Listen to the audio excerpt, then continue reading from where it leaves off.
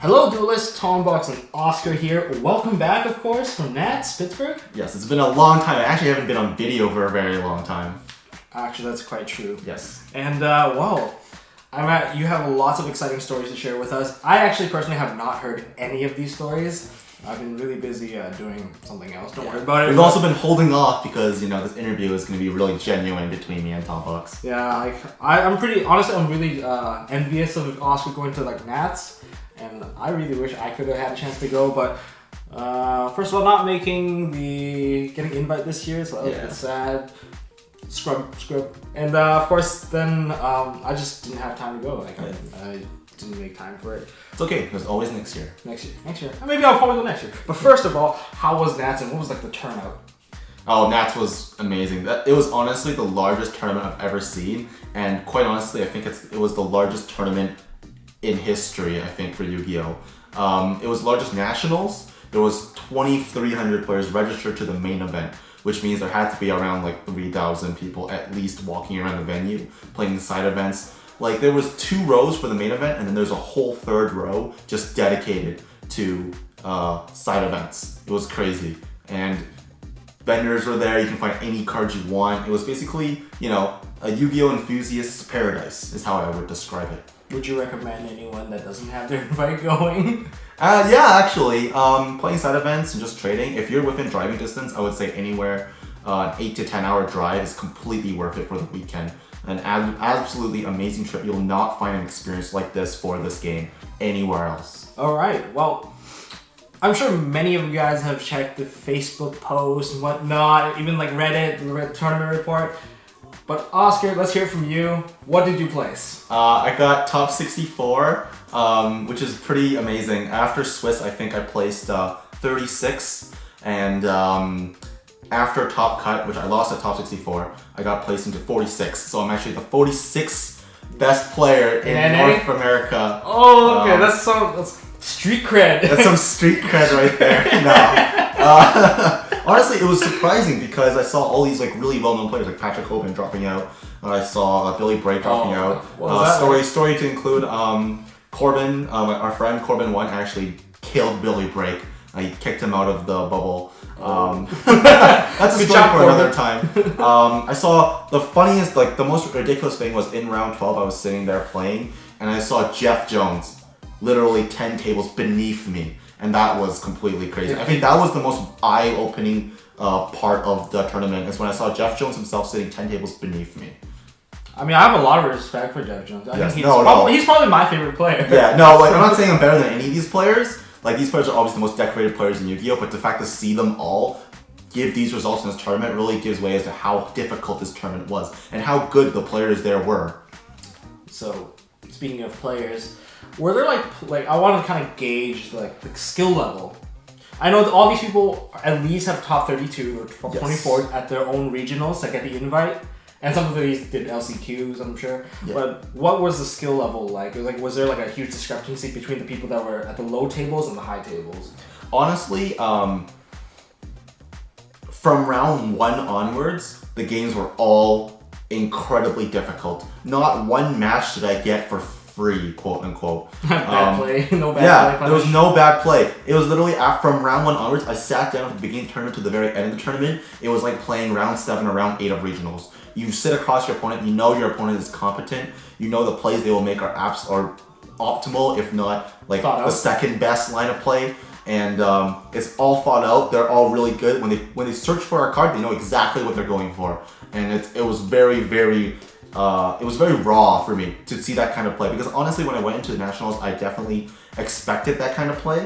I expected players to be good. I mean, these are all top 32 players, as Tom Box said, or if they won an LCQ, even more impressive if they won it legitimately. That's probably the most impressive play I've ever seen. LCQ was absolutely ruthless and cutting. But yeah, all these players from round 1 onwards were very high skill level. And me beating all these players was actually very surprising on my part, honestly. Congrats on that. Yes. Now I just have to defeat you to take the title. Not sure how that works, but okay. Unofficial Yu-Gi-Oh! Title. Yu-Gi-Oh! Match. Okay, well, let's get into the deck now. what did you play? I played EDM or Extra Deck Monarchs or Exceed Monarchs, like people call it, or as I like to call it, Universe Monarchs. Universe? Yes, What? the special name because of my special sideboard card. But anyways, I played Monarchs.deck. Originally, I was playing Authorized Draco Pal. I was a very big Authorized Draco Pal player or Draco Pal player throughout the whole format. But I still play it. Yeah, I mean, I honestly still think the deck is very good. And during the whole Nationals trip, I actually played a lot of Draco Power Pendulum decks. So I honestly think the deck is still very good. It's just at the moment, I don't think it's the strongest deck, and I think Monarchs is actually the stronger deck to play. So that's why I chose Monarchs over Authorized Draco Pal. I also felt another big reason for playing Monarchs was because I felt as the Draco Pal player, you were compelled to outplay your opponent. You sat there and you're like, okay, it's my turn. I'm gonna outplay you and kill you now. But going to Nationals, that's very difficult to do because I knew eventually I was gonna hit walls like YCS winners or big name players who basically play like for their living. And I'm just a casual competitive player.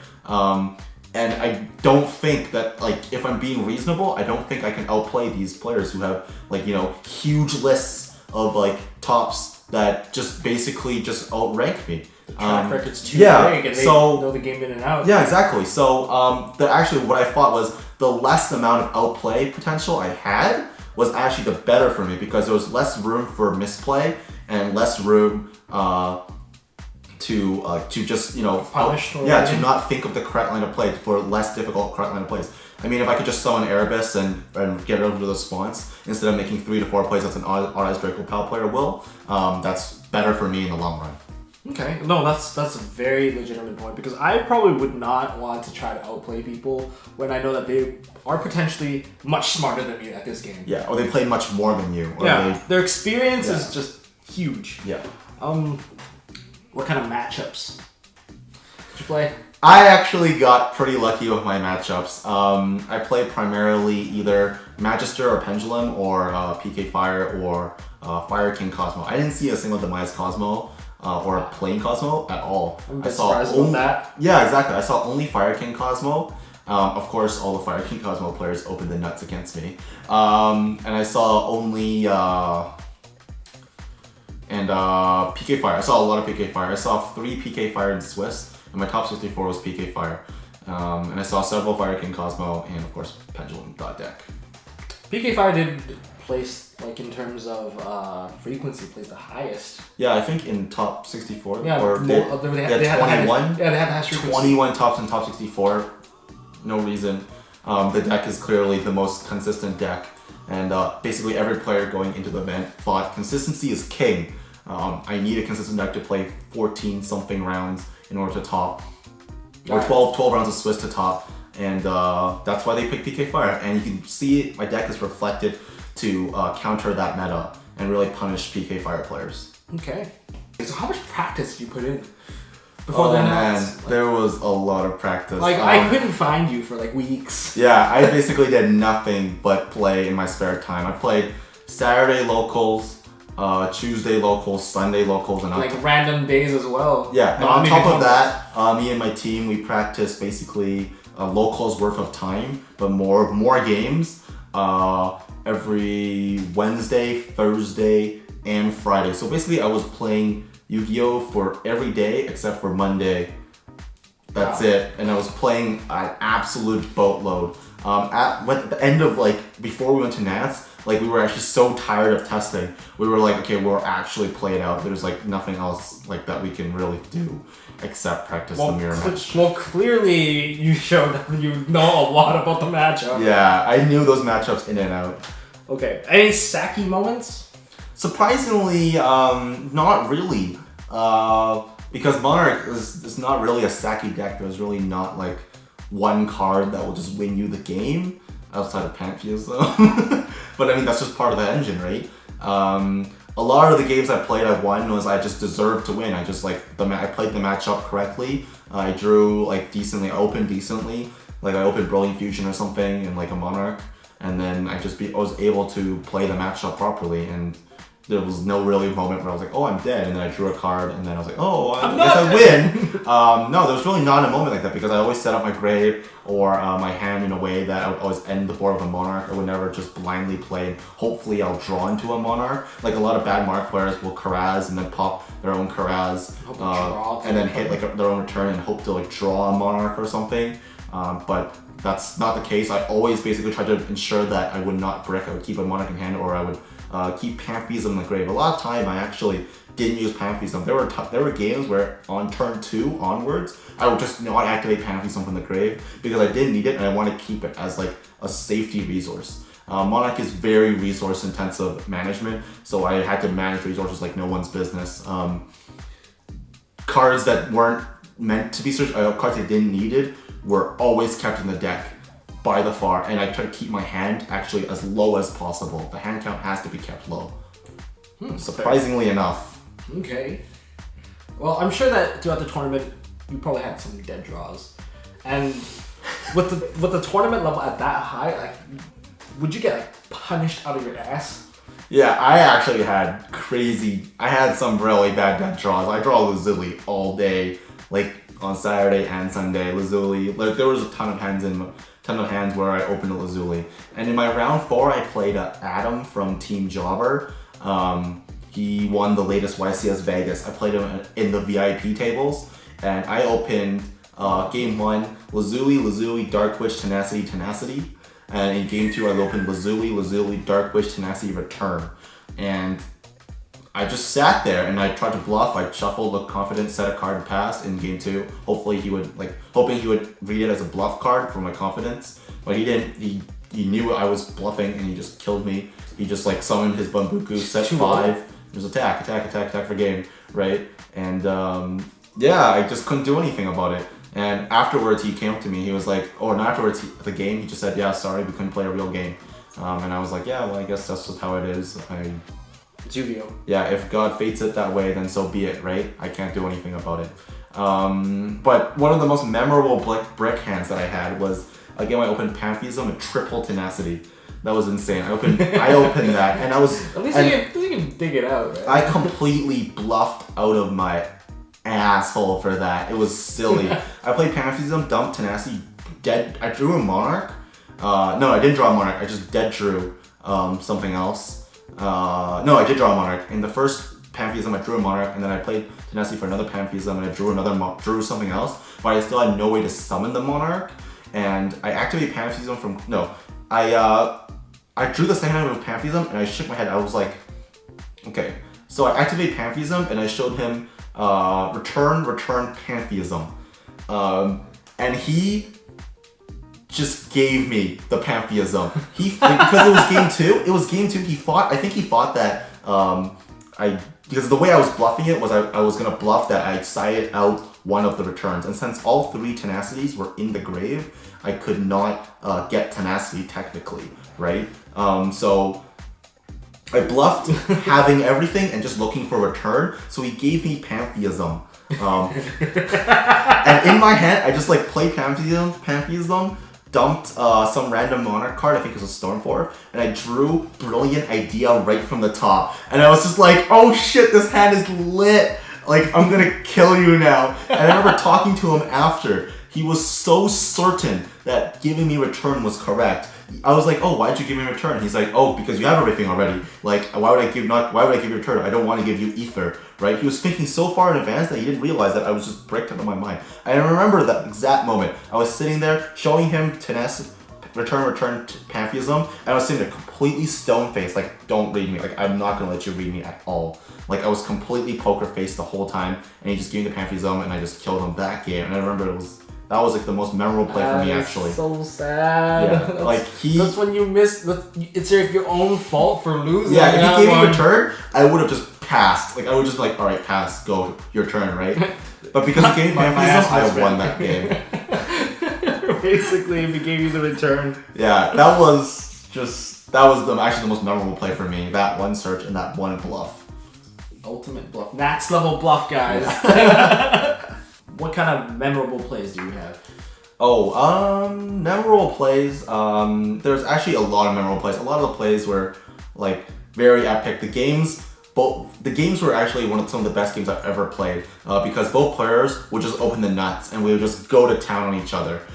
There was one play I remember in my round, I believe round 11, I played a Magister Magician player, and this guy was having a very good day. Game 1 against me, I went first, did standard plays, and then he put scales, he played Pen Call, and then he played scales, and then he summoned Avion, Unicorn, Elf Dragon against me with a Bambuku on board. He had 5 monsters on the board with double Avion negate. And I literally, the only reason I survived was because I summoned a Prime the turn before, and I had Prime to Grave, and I played Stormforth, and of course he didn't negate the Stormforth, right? Because he was just going to negate Ether. And I played Ether to return one of the Avions to his hand, and then on the next turn, he pendulumed the shit out again, and I couldn't deal with it. Basically, I just tried to survive. But the way I cleared it, I remember very specifically, is I had Special Summon Red Layer, and then I had a return on the board already from the previous turn, and I tributed for Kuraz, and I targeted both his Avions, and it got chain blocked by return. And he was forced to let one of the Avions go to the grave, and another Avion to negate the return. And then I just played Brilliant Fusion, and it was done. Like, the game was done. Another play against the same Magister Magician guy. He opened against me, I think he went first again. He went first in game 2, and I 2-0'd him. In the game 2, he opened Spellcaster's Village, Odd-Eyes Meteor Burst, with Oath Dragon in defense that was summoned off the scale with Meteor Burst, and a Chaos Hunter on the board. Chaos Hunter? Yeah, the level 7, I think. Oh, can't banish. Yeah, can't banish cards. Okay. Basically Imperial Iron Wall dot monster. He had that on the board, and he was just like, basically going through his play, and then I knew when he played Terraforming School for Spellcaster's Village, but in my hand was Idea and Erebus, and I knew that Terraforming was his last card, and we played the Spellcaster's Village. I said, oh, that's a nice hand. He's like, yeah, thank you. And I'm like, summon Idea, effect, summon Eidos, no, tribute summon Erebus, spin the Oath Dragon back, run over the Chaos Hunter, set Twin Twister, pass, and face, standby phase, Twin Twister, the Wisdom Eye in the scale, and the Spellcaster's Village, leaving him only with Meteor Burst and 1 card in hand, and he just scooped me. Yeah, that was silly. That was incredibly silly. I just had the perfect out in that situation. Not very impressive, but still, it was pretty hard keeping that poker face. I also broke a Fire King Cosmo with Infinity, Dark Lich, Tin Can Strawman with Dark Destroyer in hand. I broke that board too, with no sideboard cards. I broke that board with the help of Brilliant Fusion again. That card is absolutely insane. Brilliant Fusion MVP. Yeah, Brilliant Fusion is one of the most insane cards in that deck. I would consider it the sack card of that deck. Should get hit? No, I don't think it deserves to get hit, surprisingly. Pantheism should get hit. But that's for another time. But another very memorable play actually was against a PK Fire player in round, I believe, 8. Where it was game 2, I believe we were playing game 2. No PK Fire against me the whole tournament took the Maxi Challenge. But he did. He gave me 8 cards, I think, off a Maxi Challenge to make a board of Beatrice, Pilgrim, Dante, regular Dante, and a Levier, and like a PK or something. That's what he made, and he had 5 cards, no cards in hand, and I had 10 cards in hand. I had a true +10 and a hidden +14 on him. +10, like true, I had so many cards and I didn't know what to do with. But the problem was, when he took that Maxi Challenge, he knew exactly, like, he had like some sort of sixth sense or something, where I just drew nothing but Monarch Spell and Traps. And it was just dead. I didn't draw a single sideboard card, no Twin Twister, he had still had anti-spell up, and it was crazy. Like, I just couldn't do anything. And when I was shuffling my hand, and there was like 6 minutes on the clock. Yeah, I was shuffling my hand like this. And there was 6 minutes on the clock, and he saw me shuffling, he's just like, just scoop. He just told me, just scoop. And I look at the clock, I'm like, okay, there's 6 minutes left, 3 minutes are deciding, I have like 2 minutes to think if I want to play this game out or not, right? And I was like, am I really gonna scoop with a +10? And I thought to myself, and like, I guess I am, because I can't do anything. I didn't have a Monarch in hand because I didn't draw it. There's 3 Erebuses left in the deck. Didn't draw it, right? So I basically with a +10. So I scooped with a +10 up a game, and we went to game 3, and time was basically immediately called after he ended his turn. And I drew, for turn, and then I went to his turn, and then he was at around 5,000 life, and I was at 2,100 life in his last turn. And on his last turn, he made a Dante, and I did want him to mill Seer off the top to summon a Barbar from the grave. So what I did was I Ether Erebus, I Ether Stormforged him to remove the Dante off the board, and then Dante, he grabbed Barbar back from the grave, but because he's already normal summoned, he couldn't special summon the Barbar out, and he couldn't burn me for game. So he made a Nightmare Shark and hit me down to 100 life points. I remember 100 life points specifically. And on my turn, I had an Ether Erebus on the board, and then I made Pallades with the 2 primes to bounce one of his back row, and I Frost Blasted the other one, and then I Tribute Summoned for Ether, and then I summoned an Erebus, so I had Erebus, Ether, Erebus, Ether, and then I activate Eidos and Grave to summon an Idea, and a Tribute for Majesty's Fiend to play around Battle Fader, and I just attacked him. I'm like, this is you're dead, there's nothing you can do. He's like, no, I have a Break Story in the grave. I can block a Tomp. I'm like, there is like 12k damage on the board. I accounted for every hand trap that you could possibly have, and you only have 1 PK in the graveyard with 1 Break Sword. You are dead, sir. And the judge sitting right beside me watching a game whispered to himself, he's like, oh, that's hot. And I still remember that game. That was actually one of the most memorable plays of that tournament. Seems like you were hotter than the Burning Abyss player. Sorry, I just have to go there. That was a Nishi level joke. I'm sorry. Okay, so now we will go into the prestigious deck profile. Alright, Oscar, this is one beautiful mat. Didn't you have another mat? Yes, I had that PK Fire one, but that was ugly as hell, so nope. Not using that one. So for everyone that you murdered that's PK Fire, shoutouts to you, I guess. There's a really beautiful mat, Draco Slayers. Alright, let's get into your deck profile. So for this deck profile, obviously I'm playing 3 Ether. The best Monarch of the deck. Honestly, actually I think the second best Monarch. Ether very good on your opponent's turn. But for the whole deck itself, I primarily took from the ratios of the UK Nationals winner. I was originally testing Patrick Hoban's build, but I found his build to be very greedy, and I'll explain the differences later on. But 3 Ether, obviously, you have to play 3 Ether. 3 Erebus, I thought about cutting this to 2 because of the Tzolk'in build, but honestly, I'm not playing Tzolk'in, so there's no reason to. Erebus was honestly the best Monarch for me. This card was the most amazing out against basically every deck I played, and by far the best. The fetching effect from the grave on your opponent's turn and on my turn to grab Ether was absolutely insane.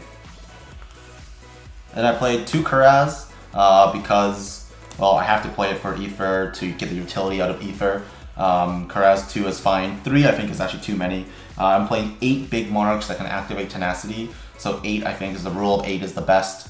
I think you have an 82% chance or something to open one of these 8 cards in your 5-card opening hand. So level 8 for 8 of them. Yes. For the small ones, I'm playing 2 Idea and 2 Eidos. Patrick Hoban's build when he won the ARGCS or when he ARG Circuit Series, first place or second place, I forgot what it was. But he was playing 2 Idea, 1 Eidos, and 1 Mithra. And in testing, that Mithra actually killed me a lot of times where it would make Idea dead because I drew Idea and Eidos together. So in order to retain consistency from the deck, I definitely played the second Eidos. And I feel like that's actually the best ratio. You know, Mithra is pretty good opening hand compared to Eidos because it doesn't get Veilored. But I actually think that's really greedy with the build. And this was honestly, I think, the best ratio for the deck. Next, I played 2 Super Quantum Red Layer, the Flex card. Basically, every extra deck Monarch deck is playing this card. It's just, it's just anything. You can use it as a tribute fodder, or late game if you have double Red Layer, which happened once, was absolutely essential to win. And it makes the red shit that you can use to pop in your opponent's turn, which is actually pretty decent against Turgai. I did it once. I popped his graph that he summoned of Turgai, and Turgai was just dead for him, and I killed him the next turn. So Super Red Layer actually very useful. I wouldn't play 3. I was playing 3 before, but I think 2 is a perfect number to play. Now the nonsensical part of the deck. I played 2 Lazuli and 1 Dark Witch. Dark Witch. So if you know, I can only play 3 Brilliant Fusions, but I played 3 dead cards to support the Brilliant Fusion because I felt that This ratio against Stone from the UK Nationals winner was the best ratio because it made Brilliant Fusion live even if you drew a Gem Knight. So many times when I was playing Garnet, I just drew a Garnet with a Brilliant Fusion and the whole engine was dead. But this was the dream because even if I drew one of them, I could use it for a discard outlet and you can shuffle back with Durandal, but I can also still make that Durandal with Brilliant Fusion. So it's actually really important. And Dark Witch is infinitely better than Garnet. If you normal summon Garnet, basically it's just a beater. Sure, that's I guess useful if you want to use it, but unless you have Stormforth Ether in hand, it's super dead. It's crazy dead. And this card was actually essential to the wins because I would open Brilliant Return and it would let me tribute summon and search a Monarch. Tribute summoning this with Seraphonite basically procs Return, and basically it makes Brilliant Fusion a 1-card tribute summon, which is very good for this deck. Again, I played Dark Witch instead of Jack's Knight because Light to make Pallades, Fairy to play under Rivalry, and you'll see in my extra deck why Fairy is useful. But the 2 Lazuli, honestly, I feel is the absolutely best ratio you could play. Sure, I dead drew it sometimes. I think only two games in 13 rounds that I ever drew this whole engine dead. Ironically, the 2 games were in the same round, as I said before. But this ratio, very, very consistent for me and absolutely amazing all weekend. Next, I played 2 Maxis in the main board. Again, this was for PK Fire it's my main board out to PK Fire because I thought PK Fire was going to be the most popular deck going in.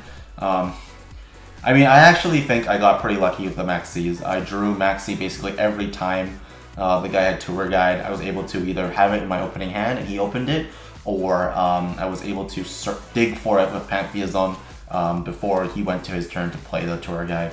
And when they played Foolish Graph, I also played Maxi and they just summoned Skarm set to and passed, and they got punished heavily for it. Maxi main board was also really good because it helped me unbreak hands, and unfortunately I got punished for it in my top 64 match. I played Jesse Flores or Angel Flores, the very good player, the opera singer, if you don't know, was topped many YCSs, I think.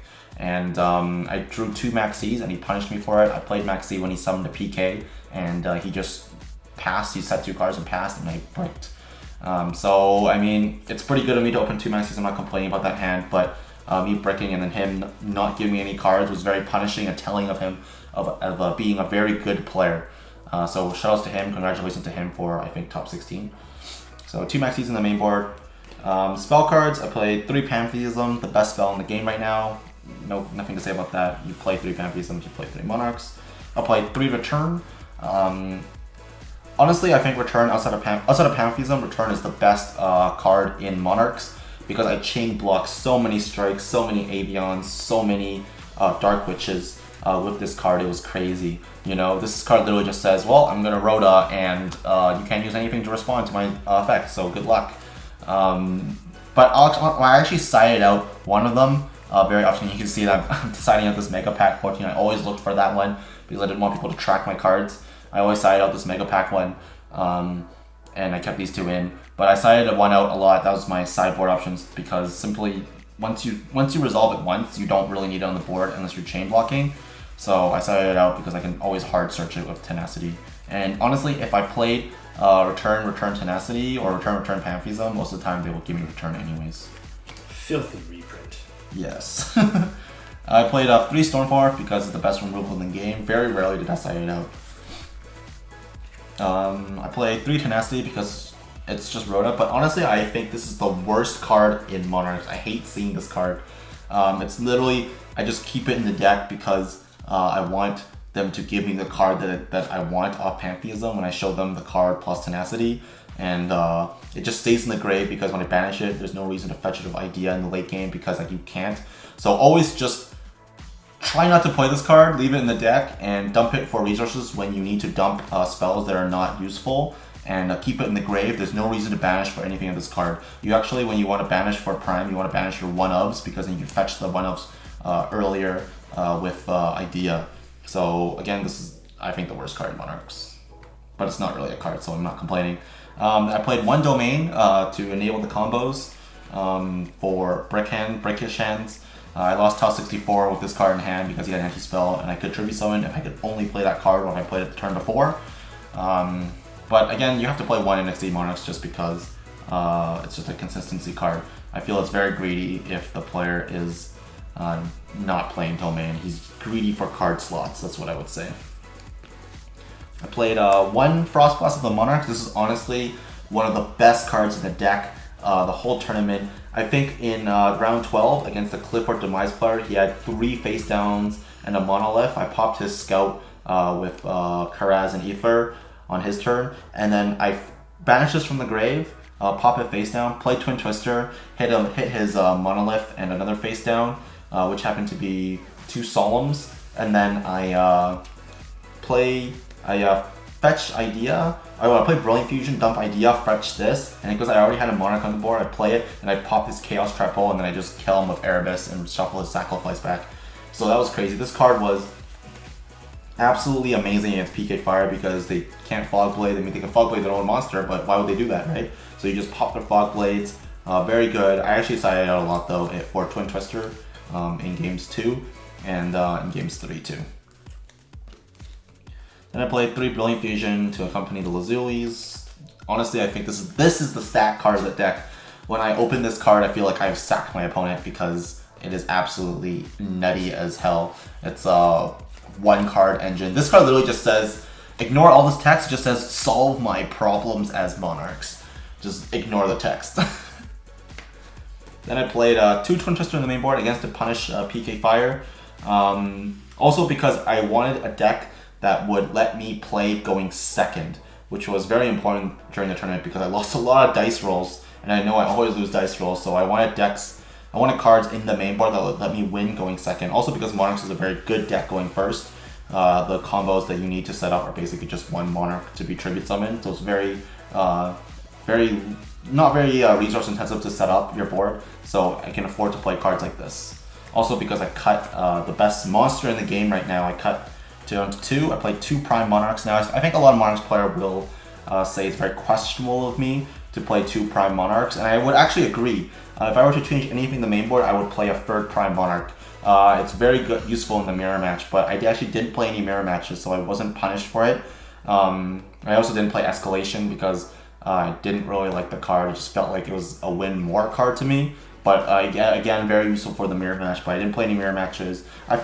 When I go into the tournament, I felt like 2 Prime was okay, because honestly, you don't really want to open Prime. You only want to open Prime when you have Pantheism, and Prime, I get it's really useful when you're playing long grind games so you can have the 3rd one on the board so you can keep using Erebus. But all tournament long, I was counting my resources. I had 16 in the main board, and when I sided, I was usually 15. So I was counting my resources, being very, very, very careful with my resource management. So many games from after game 2, after the first turn, I would not use Pantheism in the grave, even if I could search, because I didn't need the card, and I wanted to keep the resources. I honestly used Pantheism most of the time just in the first turn, and just to keep the resources in the deck, because I didn't play the 3rd Prime and I couldn't recycle it.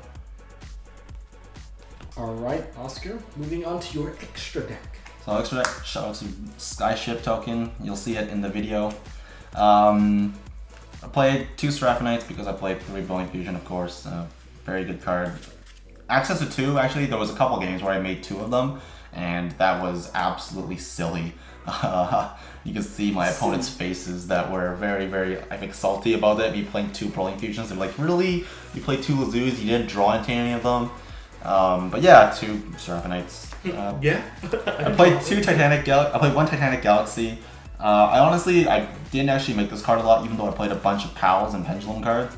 I made it once, and I think I just won because, well, I was so ahead, I just made it for safety. But yeah, I mean, you have to play as the best rank 8 right now. I played 1 Pleiades, very good. Again, 2 never came up. I know some players were playing 2, but Pleiades, again, very standard in the deck. 1 Zen Mayo, just to clear the back row. Never resolved this card. I always just got Fog Bladed or I got Solemn Strike. But I mean, that's what I make it for. I make it to clear the back row, and they're going to play a back row on it. Super Quantal, Mech Beast, whatever, red dude, I like to call him. Popping on your opponent's turn. It's kind of like a worse Pleiades.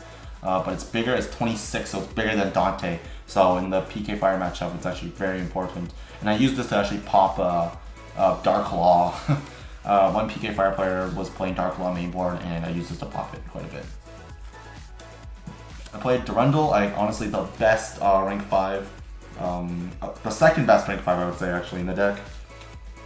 Basically lets you fix your dead hands, or it gives you a free negate, which is pretty useful because you're forced to pop your dead Brilliant Fusion, or even worse, they're forced to pop your return to enable your extra decks, which is really crazy because you can make this card first and then you can play return.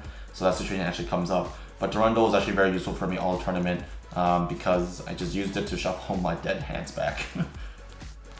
Tiras, so you can see that I'm playing the Dark Witch because it's also a fairy. So under Rivalry, I can play Tiras. I can Prime is a fairy, Aether is a fairy, and Dark Witch is a fairy. So I can make this to pop Rivalry. It's just an out. I think I made it once against Magister, and it lost me the game, surprisingly. But yeah. Adrius, you have to play it for Masker Restrict out. Funnily enough, I actually only saw around 4 Masker Restricts all tournament long, I guess. And one of the times when someone flipped Masker Restrict against me, he actually lost because he was playing Magisters and he had all this searched back row that needed to tribute monsters, and he couldn't tribute his own monsters. So I just made a Tiras against him and just started clearing his back row, leaving the Masker Restrict on the board and just making rank 5s. Shark Fortress, the common is the best Exceed in this deck. Basically, I won, I would say 60% of my games because I set up for Shark Fortress and cleared his board with Twin Twisters or Erebus on my turn. And Shark Fortress plus any Monarch is 8,000 exact, so absolutely crazy. This card, best card in the extra deck. I played Volcasaurus for the burn. I won 2 games off this guy. No, 1 game off this guy. I played a Cosmo player, and he popped my domain off the board and enabled me to make a rank 5. And he had a face-up Slip Rider with I think 2100 life left, and I thought he had Veiler, but I made it anyways just to check before making other plays. I mean, worst comes to worst, I can overlay for Gaia Charger or Gaia Dragon or use it as a tribute fodder. And he didn't have it, he was actually bluffing it. And then in game 2, he showed me the exact same situation. I made Volcasaurus after spinning his hand, his 2-card hand with Erebus, and he bailed the Volcasaurus. I play Gaia Dragon. You have to play it in any rank 5 deck, basically. It's piercing. I never actually gamed anyone with Volca Gaia.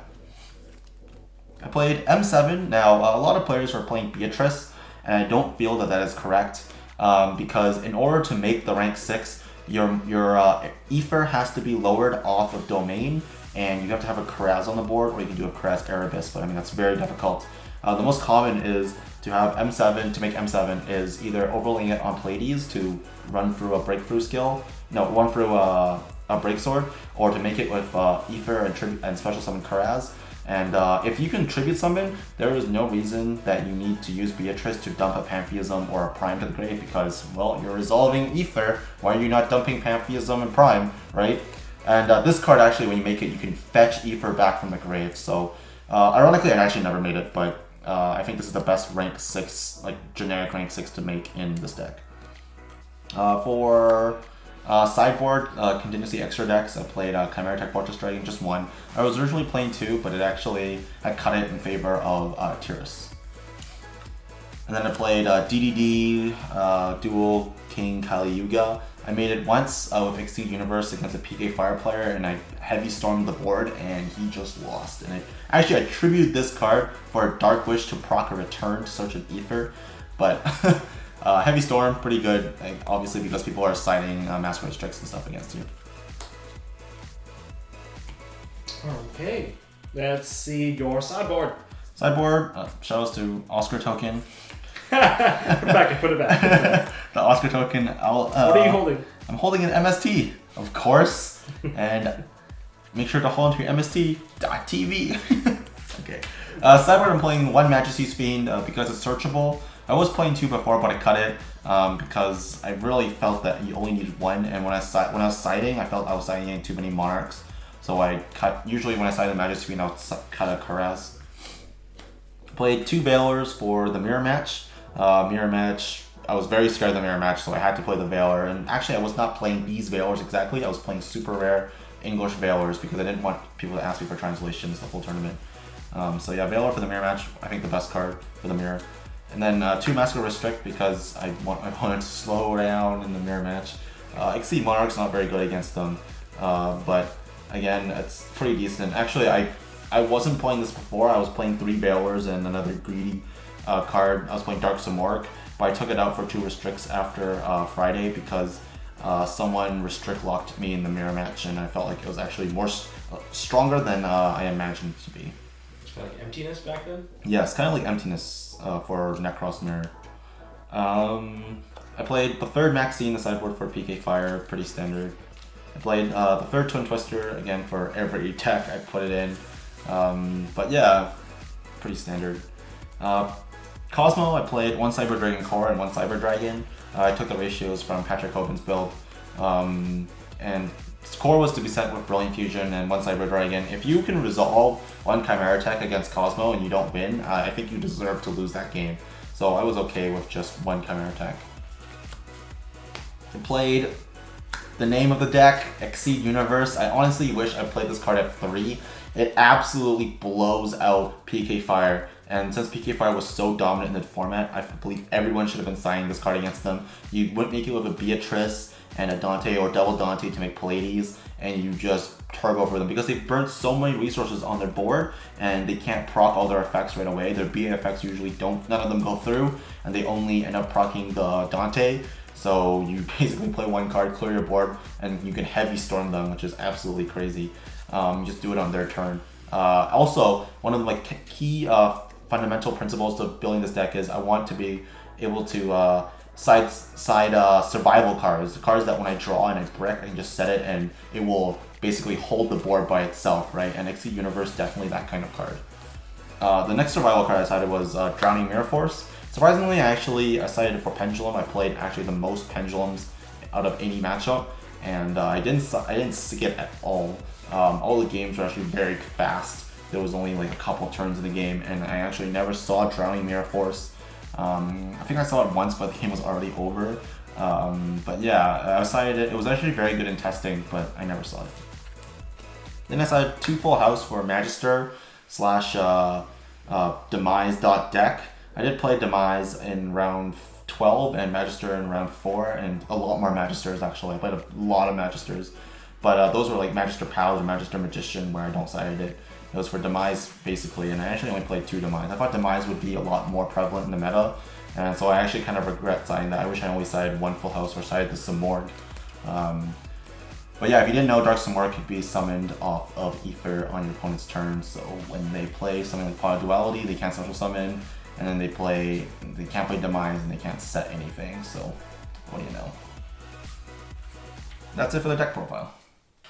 Alright, Oscar, thank you so much for the deck profile. We haven't done like our own deck profiles in a very long time. This is actually maybe the first time. Actually, the second time. This year? No, I think the first one for this year. Man. The first one I think we did was your regional one. Oh, mine was a joke. Yeah, it was basically really trolling. Mine was trolling because I think we've seen enough blue decks from us. Yeah, during that format. Man, I love blue deck. The reason why we had so much blue deck content is because I played the crap out of that deck, and it was the best deck, and therefore there was results. Yeah. You know, it made sense. Come on, logic. But this deck, thank you so much for sharing it, because I'm pretty sure a lot of people wanted to see it in depth and explained by you, and a lot of the card choices. Of course, we love seeing your token as well. Yes. That was great. So I actually got a little additional part to this this whole interview stuff. It's just stuff about Nats in general, because not a lot of players actually go to Nats. Yeah. And like a lot of people, I don't have the invite, I don't want to go. But you mentioned before earlier that it's worth going to. Yes, it's actually a very expensive trip. It cost me around $700 just to go. Canadian? Yes, Canadian. Okay, Canadian. $400 for a ticket, and then $300 for the accommodation.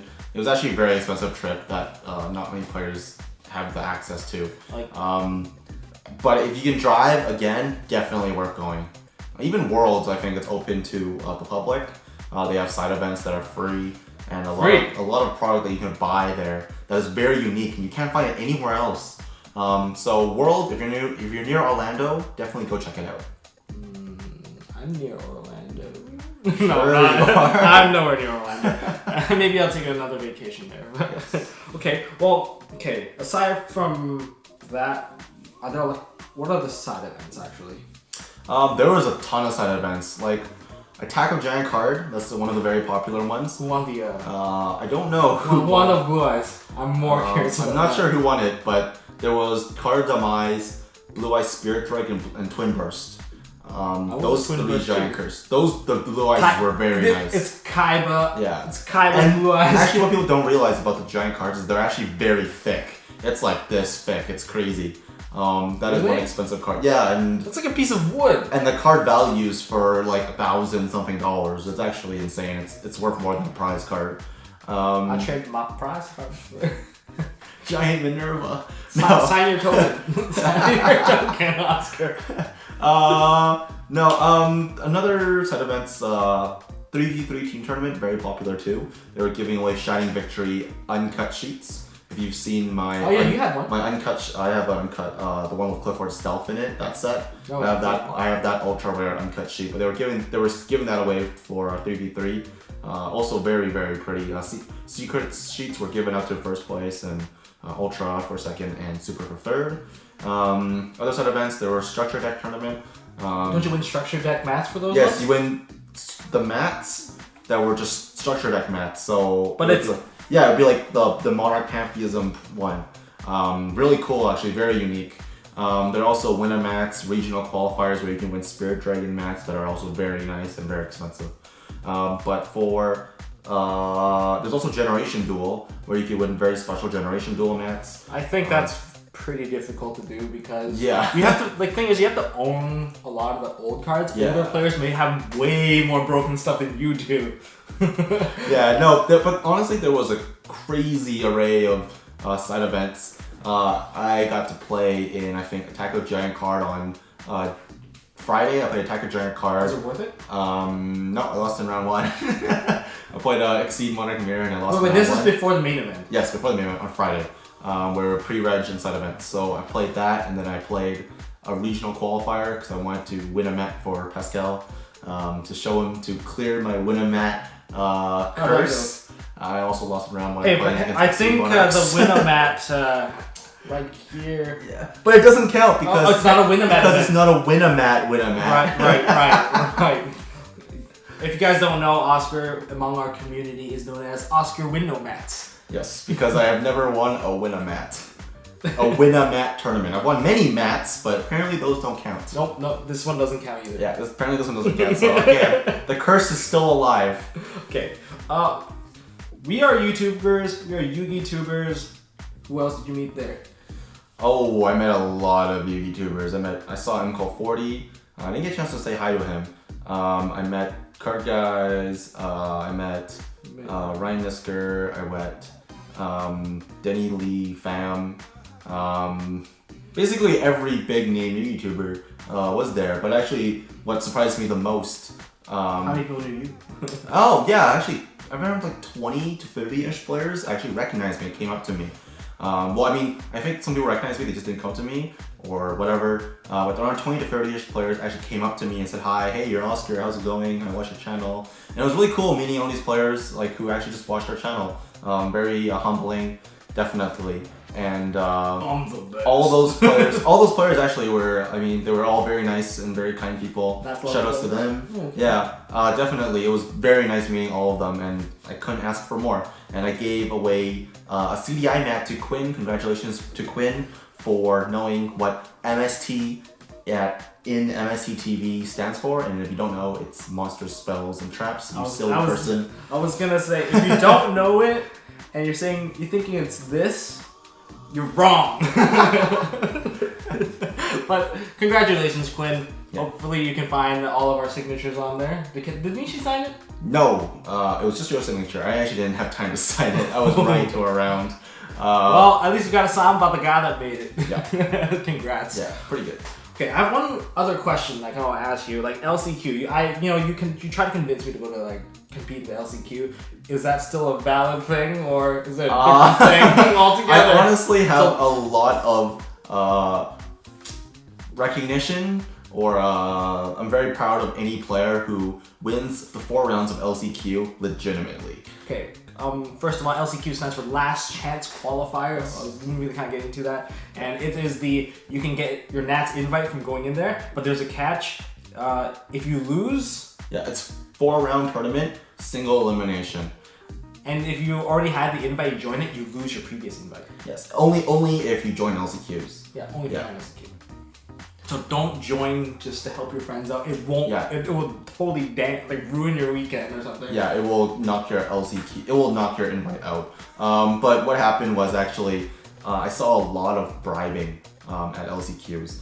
I honestly, I think the most I saw being offered was a round 2 just forfeit, and the guy offered him a Spellground mat and 3 Cosmojos. That's almost like $120 worth of value right there just to scoop. And it only cost him $10 to enter the LCQ. That is insane. I saw people offering... He really wants that Nats. Yeah, I honestly saw people like offering, like, yo, I'll give you $100 cash to scoop. And round 4 was crazy, you know? I wonder how much the round 4 would actually pay you. Yeah, when people lost round 4, they would be like $150 to scoop. Just to forfeit right now. Because he's already lost, right? He can't lose anything more.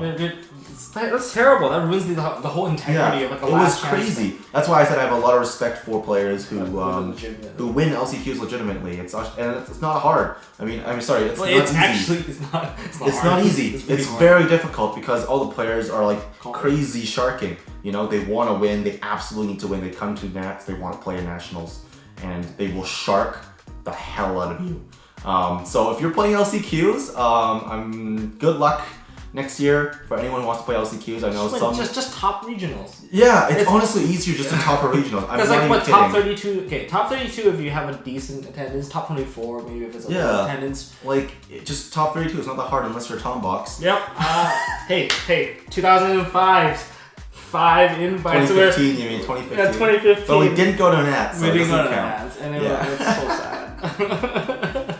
If I could have given you one, given you all one. Yeah, no, but that cross format was like really just, it was just my deck kind of thing. Yeah, it was their format. No, not. But yeah, LCQs.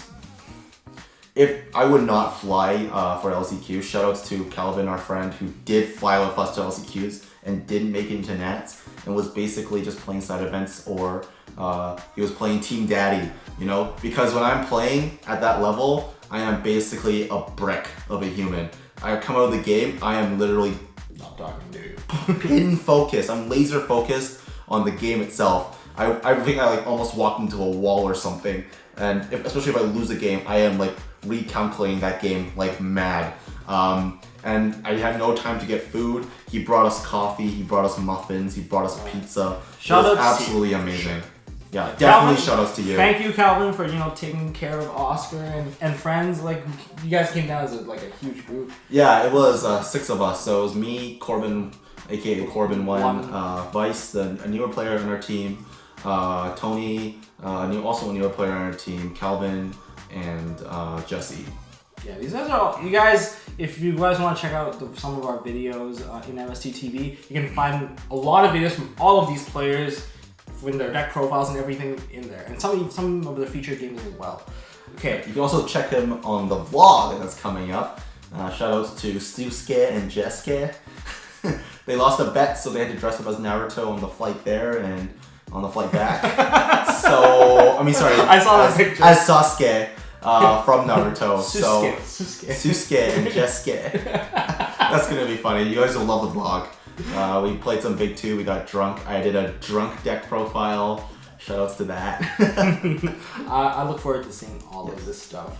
Okay, to sign this off, I have a personal question. See, our friend Corbin1, he's a chef. We've known him for 6 years. I've been over to his place in Toronto when he lived there, and I stayed over a whole weekend. He never cooked for me. I've never eaten his cooking ever. I've been to his place about 3 times. Not happened. Well, that's the thing with professional chefs, right? They don't like cooking. So did you get to eat his cooking? Like you said. Yes. He said he would cook for us. I finally got to eat his cooking. He made steak for us, and it was one of the best steaks I've ever had. An amazing chef himself, and also an amazing player. Corbin. Thomas, who has known Corbin for longer than me, has still yet to eat his cooking. So Next time at Nats, you will come with us and try his cooking. This guy. Thank you so much, Oscar, for sharing your thorough interview, deck profile, other shenanigans with us about Nationals. I don't think there's another video about Nationals that's this thorough. Hopefully not. Hopefully you guys enjoyed the stories. I know I enjoyed the stories. I didn't even know about these. Okay, that was pretty awesome. If you guys like this video, please give it a thumbs up. If you have any questions about my trip or you want to ask me about anything, make sure you leave a comment below. And if you want to see more content from MST.TV, please subscribe. And as always, don't forget to hold on to your MST. .TV.